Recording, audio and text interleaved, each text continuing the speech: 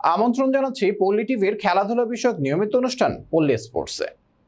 দর্শক, মেসি যে নেই সেটা বুঝতেই দিচ্ছেন না লুইস সুয়ারেজ। আর্জেন্টাইন মহাতারকার অনুপস্থিতিতে ইন্টার মায়ামির ঝান্ডা বহন করে চলেছেন এই উরুগুয়ান।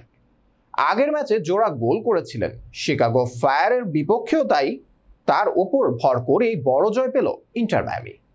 বিস্তারিত জানাতে সঙ্গে রয়েছে আমি আবরার মাহি। চলুন দেখে আসি ডেস্ক রিপোর্টে। ইউনিয়ন এক্সপ্রেসের স্মার্ট শপিং এ বিক্রি বাড়ে রাইতে দিনে। Union express. মেজর লিগ সকারে রোববার শিকাগোকে 4-1 গোলে হারিয়েছে ইন্টার মায়ামি। সুয়ারেজের ডাবলের পাশাপাশি একটি গোল করেছেন রবার্ট টেইলর, আরেকটি আত্মঘাতী। শিকাগোর একমাত্র গোলটি জর্জিয়াস কোৎসিয়াসের। লিগে মায়ামির এটা টানা চতুর্থ জয়, সব মিলিয়ে দ্বিতীয়। কোপায় ইনজুরিতে পড়া মেসি যে শিকাগোর বিপক্ষে খেলতে পারবেন না তা আগেই জানিয়েছিলেন কোচ টাটা মার্টিনো। পুনর্বাসন শেষে এক সপ্তাহ আগে দলীয় অনুশীলনে ফেরা কাতার বিশ্বকাপ জয়ী তারকা বহরের সঙ্গে সফরও করেননি। তাকে ছাড়াই অনায়াসে জয় পেয়েছে ফ্লোরিডার দলটি। সোলজার ফিল্ডে ম্যাচের শুরু থেকে সুয়ারেজ ছিলেন বিধ্বংসী। মূলত দুই দলের খেলোয়াড়দের মধ্যে আলাদা নজর কেড়েছেন এই স্ট্রাইকার। 25 মিনিটের প্রথম গোলটিতে তার অবদান ছিল।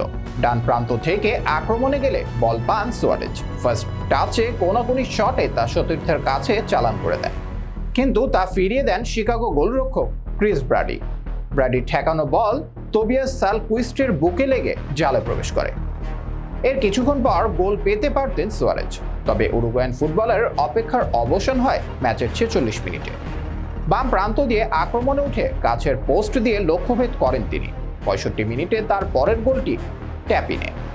এ নিয়ে লিগে এই মৌসুমে 16 গোল ও 5টি অ্যাসিস্ট করলেন তিনি। তবে ম্যাচের 82 মিনিটে পোস্টের একেবারে কাছ থেকে ব্যবধান কমান কোৎসিয়াস। ট্যাপিন শটে গোলরক্ষকের উপর দিয়ে বল পাঠান তিনি। এরপর যোগ করার সময় মায়ামির সবশেষ গোলটি রবার্ট টেইলরের।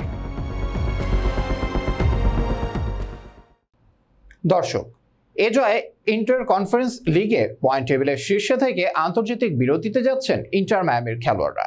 27 ম্যাচে তাদের পয়েন্ট 59। দ্বিতীয় স্থানে থাকা সিনসিনাতির সঙ্গে তাদের ব্যবধান 8 পয়েন্টের। আন্তর্জাতিক বিরতির শেষে মায়ামির পরের ম্যাচ 15 সেপ্টেম্বর।